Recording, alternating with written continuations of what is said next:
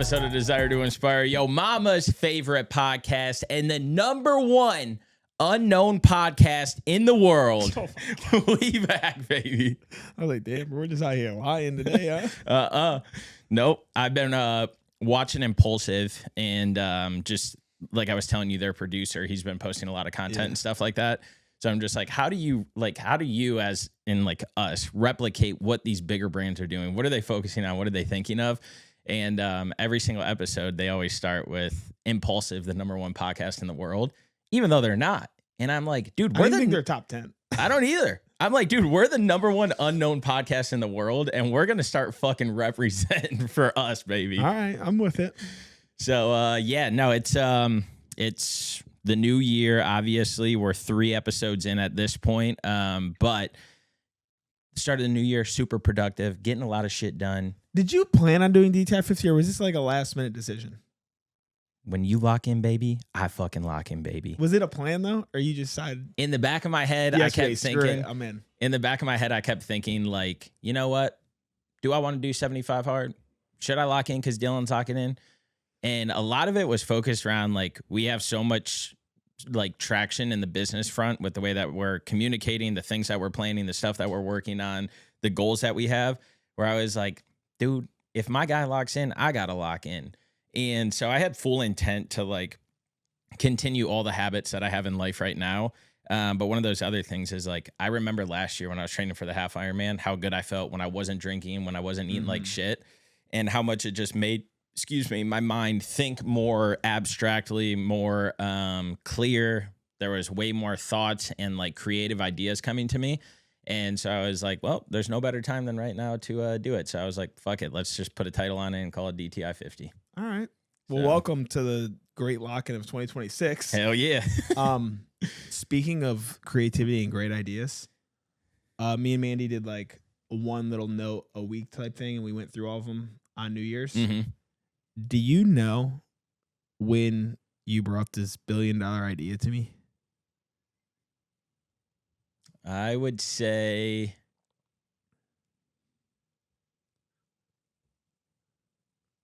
April. Bro, it definitely doesn't feel this long. February. Really? Last February. And it said, like, Freddie brought me this idea today, writing this down solely, like, to see how far we've come now. Let's go, baby. I was like, damn. I didn't, obviously, like, that was, like, you literally just speaking it to me that day. But I did not realize it had been that long. I didn't either. I definitely thought it was, like, midway through the year. Yeah. Or, like, towards that portion of it. That's crazy. I will say that there's been traction in that realm. There's been a lot of things. We just got to figure out the correct and right lane to take and approach to take and save that card because it's going to manifest. I think I already threw it away. That's fucked. Nah, it's like in a pile. I really have to find it. Yeah, no, that's cool. Today, as we talked about in the last episode, we are going to touch on the Japan laziness is considered a disease. They treat this with 7 methods. So we're going to touch on that. But first, we have a couple housekeeping things that I want to address. Okay. And first and foremost, baby. Oh, God. Drum roll, please. Dun, dun, dun, dun, dun, dun, dun, dun. Yo, boy. First year in the league with Dylan and our boys from back home brought home the championship. It's been going since 2015. I've never won. I was going to say, if I'm looking at these tags, Dylan has never won this trophy. Bro, I'm telling you, this is the first year I haven't made the playoffs, and I almost did. I was right there, and that's with my quarterback going out early on in the year. I was like, you know what? We're going to battle. The amount of times I've came in second place in this damn thing, dude. Well, I took it all. I took everybody's money. I brought home the trophy. And in my other league, I came in 3rd place, which I couldn't be more excited about either. What is your punishment, we'll call it, for 3rd place? 3rd place, I just have to pay my dues. I actually was still a winner in the league because one of the things that we did is every other. So, like, 2nd place has to caddy for 1st place at our on-site event for the next draft. 4th place had to buy 3rd place a jersey of their choice. So I got a fucking Myles Garrett jersey. I'm pumped about it. That's actually nuts, dude. Yep. You go in 3rd, you get a free jersey. Yep. And then fourth, fifth, sixth place. They have to either do a half marathon, a high rocks, or lose or gain 10% of their body weight. They get to pick. Insane. And then last place has to wear a dress and karaoke. But the kicker to this is they made a side bet because he had one person on his bench that went off for 50 points. The guy, last place? Yeah. The guy he was playing said, I will let you include him in your lineup. If you beat me, then I will wear the dress. If not, then you have to wear the dress all day. He still lost and now has to wear the dress the entire day out in Nashville when we go. Bro, I'm still stuck on the fact that second place, probably, it might be the worst one. Yeah. Can't golf with the boys, has to caddy. And you have to walk it. And then you come in third and you are rewarded. Yep. It doesn't make sense. So this is what's wrong with America and participation trophies these days. My jersey should come in. But to kind of keep, the football spirit alive, we won't talk about Ohio State, but to keep the football spirit alive and the theme going, you know how in the NFL every year they have this big draft that they put on, and you hear the sound, dun, dun, dun, dun, the pick is in. Well, since I am such a big football fan, and since I love the draft, I have something that I would like to give to you, brother. I'm afraid of what this is. Oh, shit, dude. Oh, no, push the sticker down. It's coming off. Oh, shit, dude. This is real housekeeping stuff, dude. This is exciting. Hell yeah, dude. Can't drink this anytime soon, guys. Thanks, man. Open that up. Oh, the pick is in. Oh, it literally says open. Am I supposed to read this? Yeah, give it a quick read. All right. Oh, no, you don't have to read it out loud. I got to read this out loud. No. Just give it a quick read. While he's reading that, what Dylan is holding is a box for something big that is happening in 2026 for me. We will see what his answer is, and then we'll give you a little show of what it is in the box.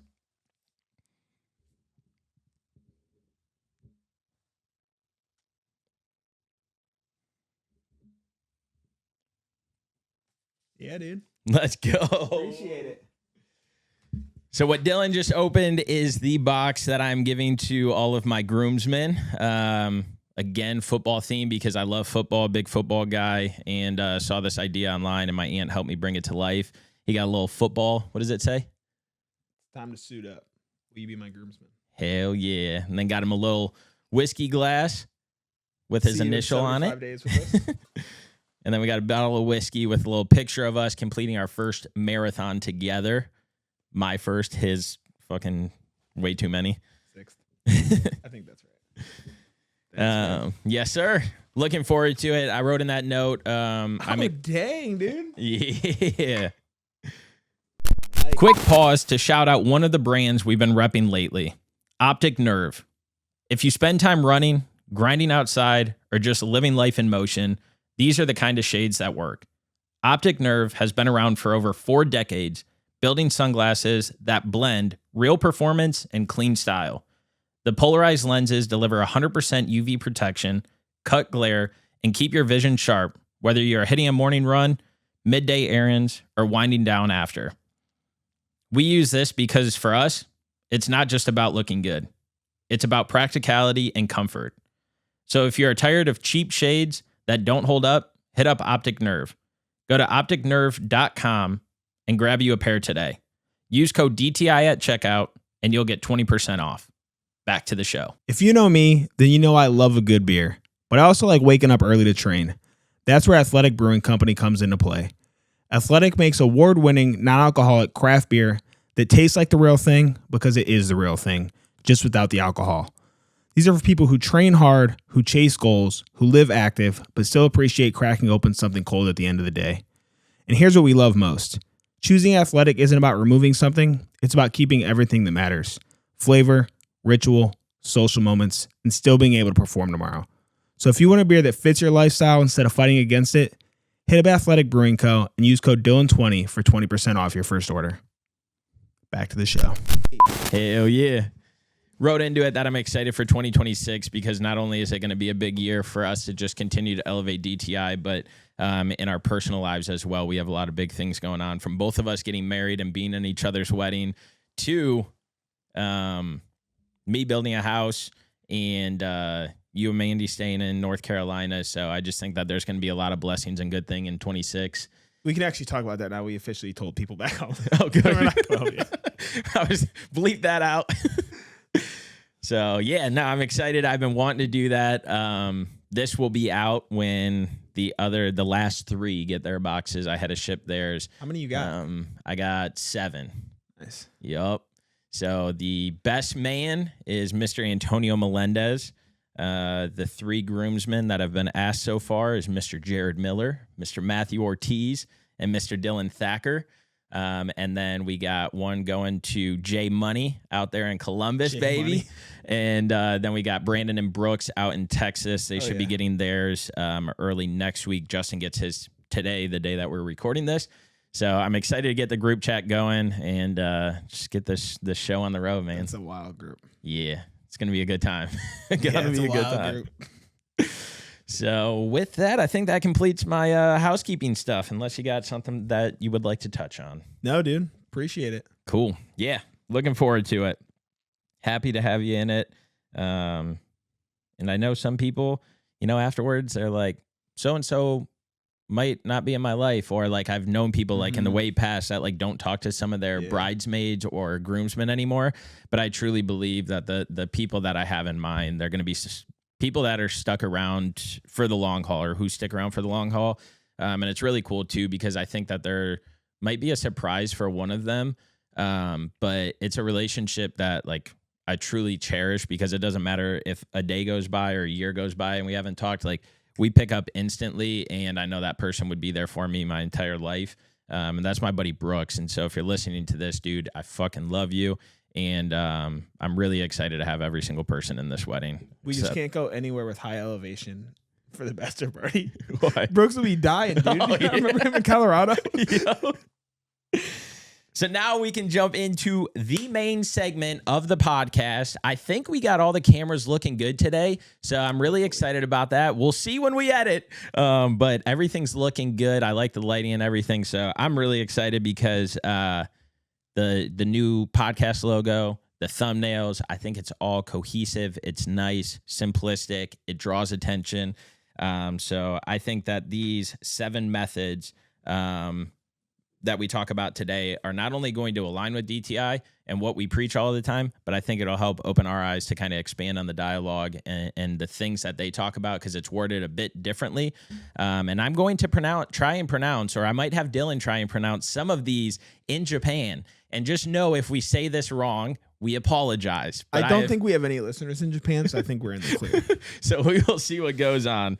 But again, this segment is, I saw it on social media and sent it to Dylan, and then told him that I wanted to talk about it on the podcast, because I do think that these are important, and I like the way that they perceive and think about like laziness and how it's considered a disease.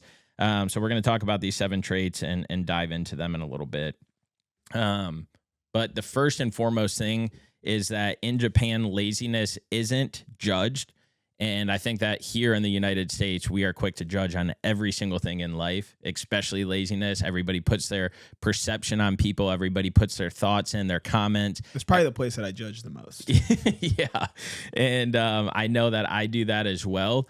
But I think the judgment standpoint of things is just because like we see the power in people, and we know what can happen when you instill habits into your lifestyle, build that foundation to then go after those dreams, goals, and ambitions in life. And so, judgment or not, we're going to talk about it. And then few of the opening things that this post said is that it's treated not with motivational speeches, not with shame, but with systems that make actions inevitable.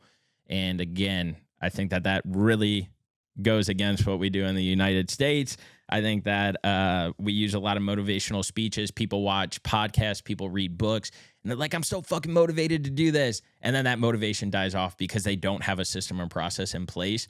And so DTI is kind of building this narrative of like, yo, do things to be able to see those results and change in your life that you want.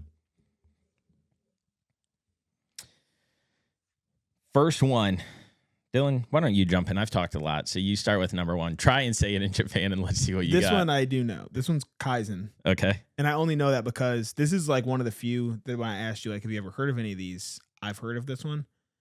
I don't know if it's still big on TikTok, but like there was a journal going around that was called a Kaizen journal. And like it was getting pushed to me heavy for a while. I almost bought it.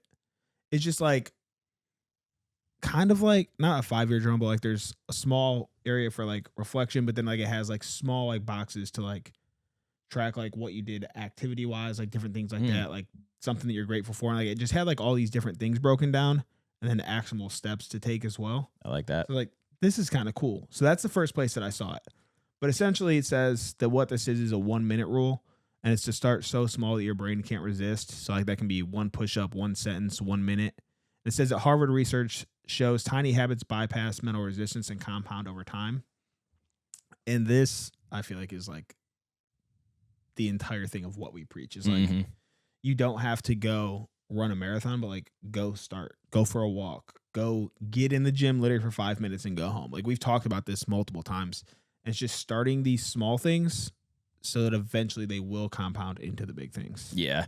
It's retraining your brain and your lifestyle. Like so many people, especially at the start of this year, this is why it's perfect to talk about this stuff, is because the new year comes and everybody's like, I got drive, I got purpose, I got meaning, I got all these things. I'm going to do this. I got these New Year's resolutions. But like you didn't change overnight, and you're not going to change overnight moving into a new year just because it's a fresh restart.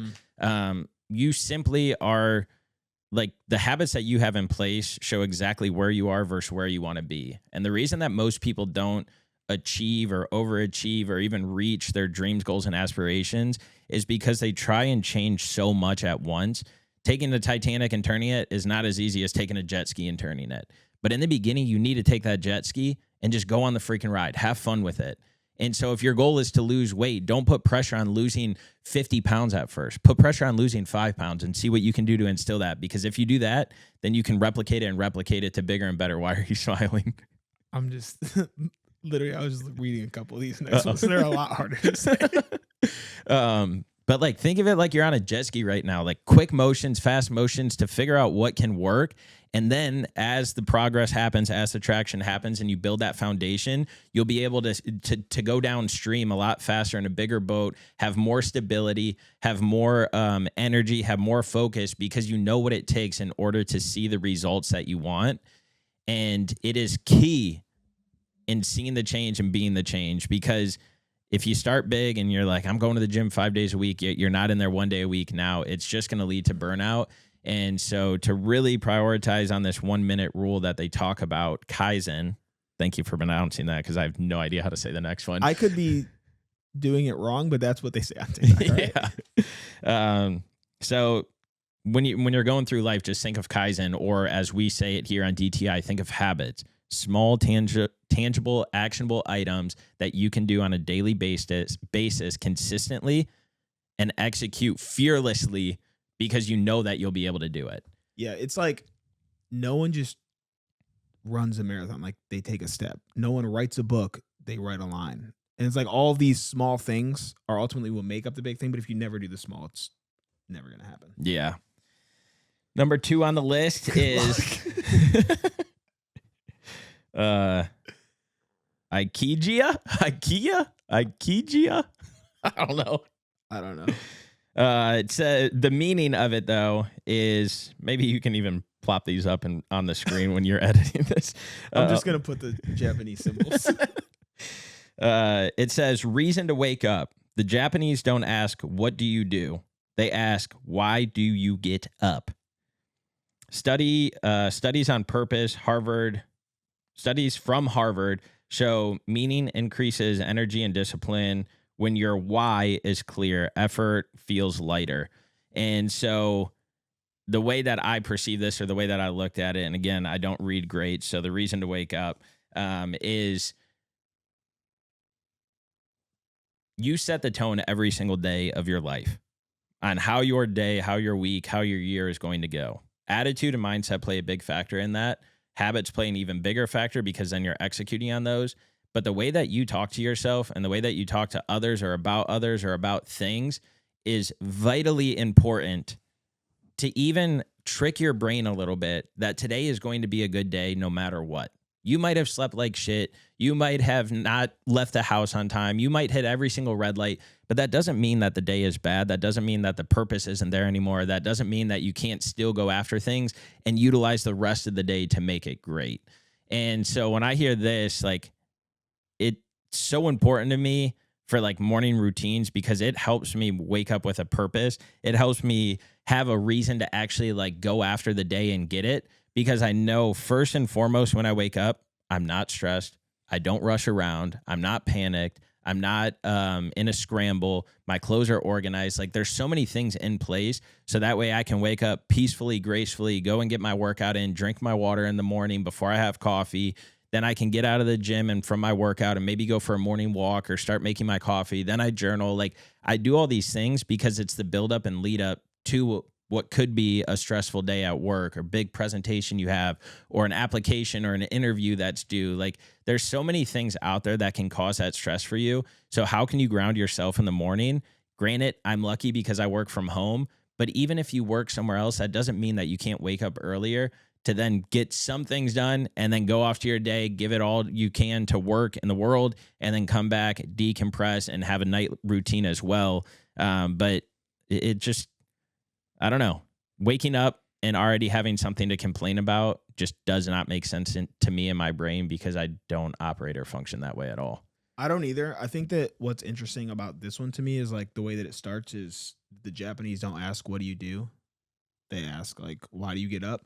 And I think that that's like a shift, obviously, from like American society, where the problem here is that most people don't know their purpose because their purpose is tied to their career or what they do for a living or how they make money. And it's all of those things rather than like being tied to why you want to do something. And so I think that if we could shift, this would be a much easier thing to do. But like right now, it's so difficult because so many people don't know what they're doing or why they're doing it or anything like that. Yeah. It's, I think it's one of those things where you ask people what they do and then you can cast a judgment of like, oh, okay, they're this or they're successful or they're not. But I think I talked about it last year or the year before that. I really want to start telling people when they ask me what I do, like, oh, I do DTI. I'm founder of I'm DTI. a podcaster. Yeah. And just like start living that. Like another thing I was thinking is like, I want to be surrounded by this logo and by what's going on so much that it never leaves my mind. It is always the forefront, always the top of it. You brought up journal in the last one, and ours is on its way. It might even be up for pre-order by the time you're listening to this. But that's one thing that is so valuable to us. So we're putting our stamp on it. It's like, you know what? Let's tweak it, make it our way, and then push it out. And so it's just whether you're proud of what you do or not do, and whether you open up a conversation with what do you do for work or how's your day or whatever that thing is, just be proud of whatever your answer is. But also, like Dylan was saying, like kind of be intentional to think like, how can I ask a different question to somebody to let them know, hey, I want to connect with you a little bit more. I actually want to get to know you versus just like the monotony of asking a question to ask it. Yeah, like if I tell someone I'm in sales, that has no relevance to like who I am as a human being. Yeah. It's really weird.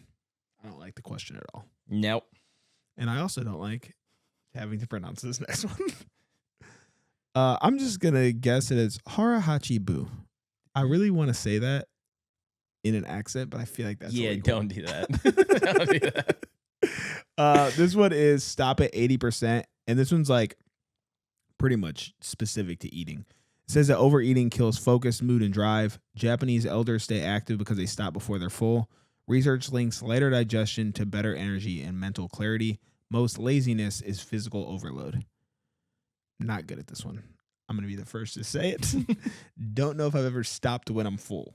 The problem is I don't know when I'm full because I don't give myself time to feel full. I just shovel everything into my mouth and then my plate's gone and I'm looking for the next snack. Yes. But I think we can position it and talk about it in the sense of business and DTI wise. So it says overthinking kills focus. And one thing that we talked about is like pretty much like failing fast and failing forward is like when we have an idea, let's run with it, figure it out. I took on the journal because I had the vision, the goal. You supported it. I showed you final like renderings and product, and you were like, all right, bet, go. And it's the same thing with like the apparel that we're going to be coming out with in Q2, 3, and 4. If we were both here and had to be here with it, we would overthink majority of it because it would be like, oh, what about this and this and this? And so I think from a business standpoint, we can relate it to don't overconsume, because when you overconsume, you overthink, you overreact.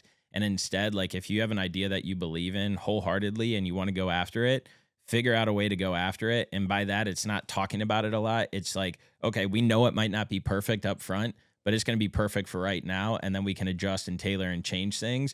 And so when I read that one, that's kind of how I thought of it.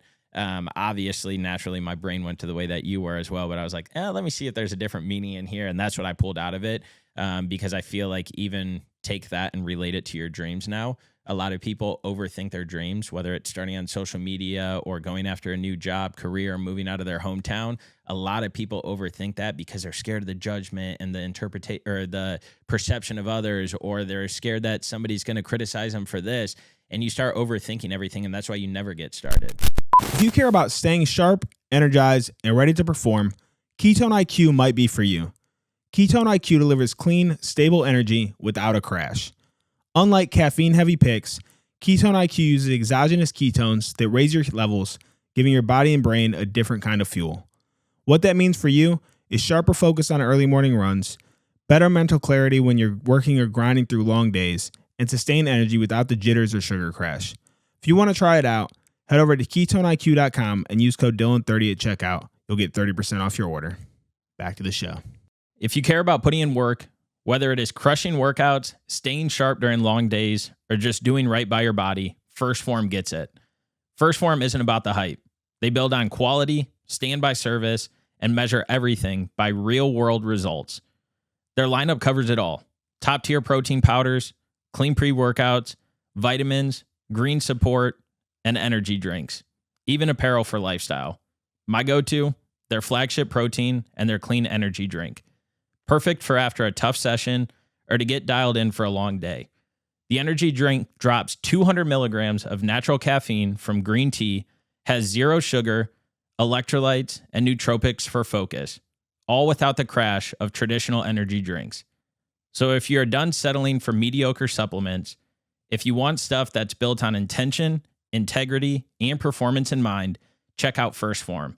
Head over to firstform.com/DTI to browse their full stack and see what fits your goals. All right, let's get back to the show. Like, take weight loss for an example.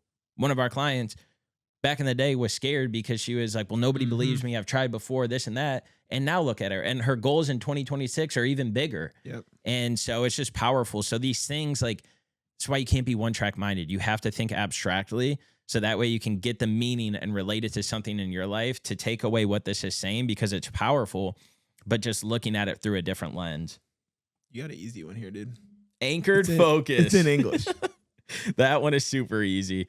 So anchored focus for this one, I apologize, is 25 minutes work, 5 minutes rest.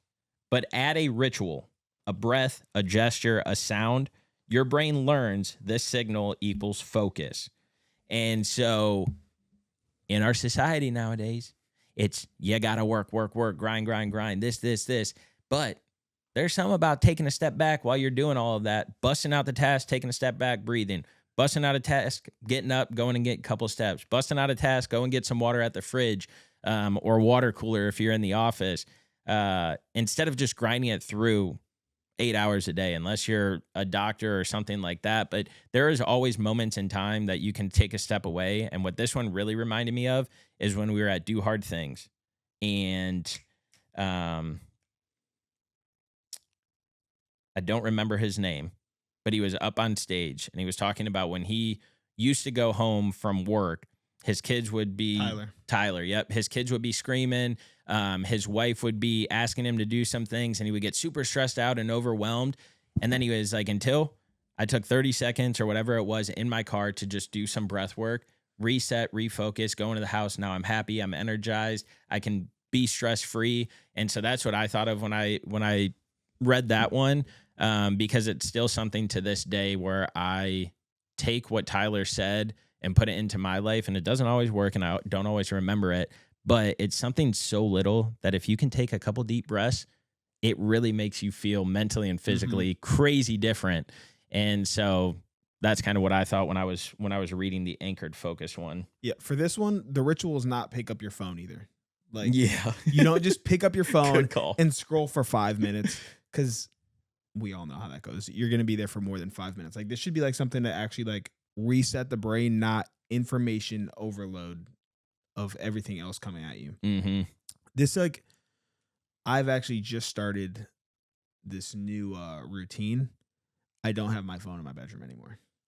I charge it in the other room, and I have my alarm set on my watch. Okay. And it's like the amount of times that I've reached over just like to like touch the screen or like to grab it while I'm laying there is actually insane. Middle of the night, if I get up to pee, which I do like 3 times, Jesus, I would get on my phone. Like, really? I would use the light like to get to the bathroom so I don't turn the lights on. But then like I would just find myself opening up whatever notification was on my screen. Do you sit or stand in the middle of the night when you pee? Stand. Nah, bro.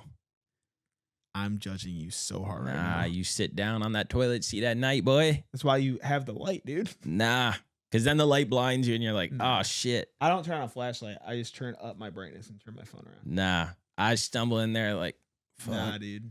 I'm like a little kid. Okay. Mm-mm. And I literally like had my eyes closed the entire time. Yeah, you're not catching me sitting down to pee. Yeah, bro. Every single time I wake up in the middle of the night, sitting, peeing, getting up, going back to bed. You feel like you probably do that all the time. Nah, I do not. Middle of the day. This isn't like a work conference. You're on a job site. You just go sit down. I do not do that. I can't confirm. Oh, Try shit. it. Try it one night. No. Yeah. No. Feels a little weird, but it's nice. I'll take your word for it. All right. Onward. The next one is Siri and Seaton is what we're going to call it. And this one just means clear space. A messy room creates mental noise. Japanese culture treats clutter like pollution. Princeton studies show clutter reduces focus and increases stress. Clean space is clear action or clean action. That really doesn't make sense to me. Clean action feels weird. But I mean, this one's kind of self-explanatory. We talk about having a messy desk and how, like, actually, you talk about this more than I do, about how if you have a messy home or a messy car, you probably have a messy life. Preach. So, I mean, that one's pretty straightforward. I know that's something that you're big on. Yep. You had your, what was your 100 habits or whatever that we got through, like 30 of? Yeah, Basics 100. Basics I thought 100. about bringing them back this year. I think we're like at Basics 32 or something like that. Yeah. We're really thinking on the next ones. But yeah, I feel like a lot of yours were about that, like just different ways to like clean up spaces and make sure that like you have the room to be productive, so you're not worried about where is something or what am I supposed to do with this shit show of a space. Yep. Our most successful short to date is on this topic. It went absolutely viral for us. I mean, hundreds and thousands of views, thousands of comments and likes, because people hate to hear the truth, man. Mm-hmm. I don't give a shit what you think. If you have a messy space, you probably are more stressed out, anxious, depressed, worry, all of the above, because you don't simply know how to, one, take care of yourself or the things around you, which are hindering you from actually living a stress-free, easy life. And so if you are somebody that goes to bed with the dishes in the dishwasher or in the sink, you're fucking disgusting. If you are somebody that doesn't wipe down your countertops after you're done cooking, you're fucking disgusting. That's how I feel about you sitting on the pee. You're fucking disgusting. Bro, I'm not out in public doing it.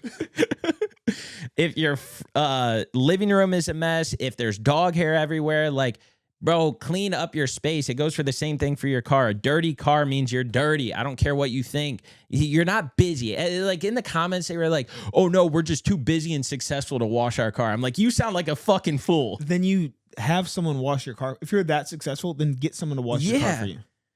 Man, I just like, I truly believe that if your space is clean and the things, like if you take care of those things, you are more likely to be happier, healthier, motivated, all of the above in life, because you don't have to stress about the little things. When you don't have to stress about the little things, you can actually focus on the big things that are important. Yep. That one really hit you, huh? Yeah. But now we're on to number 6. Can't wait for this one. Kintuji mindset.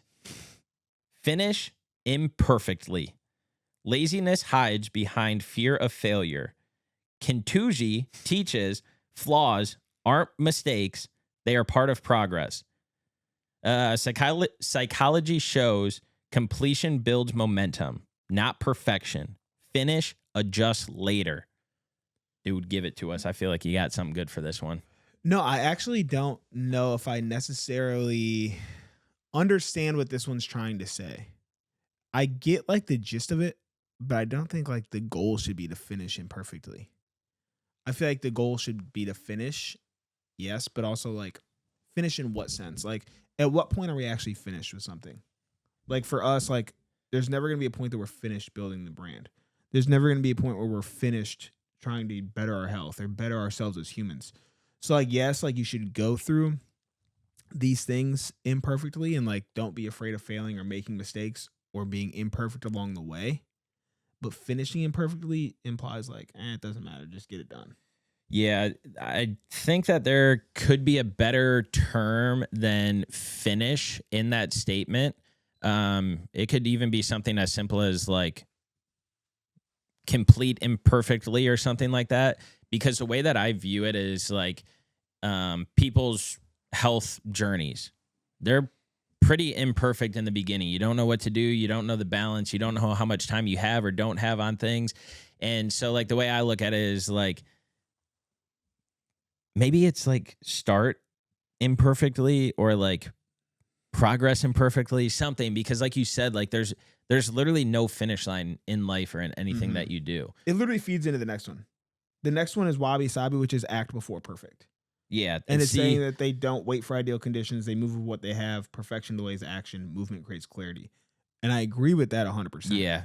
It's just, I think it's the wording. And who knows, that could be a translation thing from Japan to here where it's not an accurate translation. Yeah. So we'll just focus on that 7th one, because act before perfect. I mean, like we talked about the journal.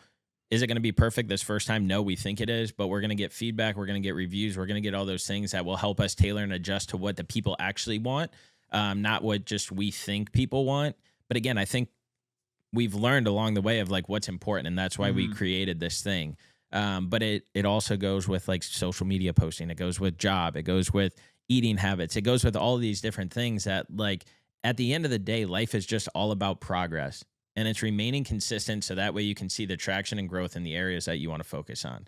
Because some of my 2025 goals are not even a thought in my 2026 goals right now. Does that mean that it's bad? No, because that journey of 2025 has got me into 2026. And so like as long as I keep winning the years and I'm progressing in the way that I want to in the areas that I want to, then it's all a win. But along those years, days, weeks that have went by, like there have been plenty of times where I'm like, wow, I just wasted a lot of fucking time on this. Wow. But again, it taught me what to do or not to do.